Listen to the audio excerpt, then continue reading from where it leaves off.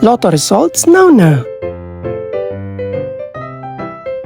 Ito ang resulta ng 2 PM draw ng 2-digit at 3-digit lotto ngayong araw ng Miyerkules.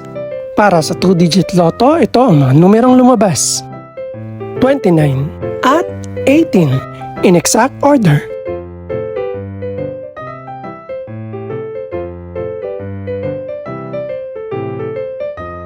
Para naman sa 3-digit lotto, ito ang mga numerong lumabas: 9, 0 at 8 in exact order.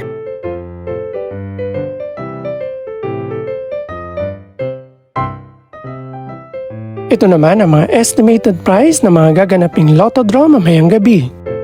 Congratulations po sa lahat ng mga nanalo.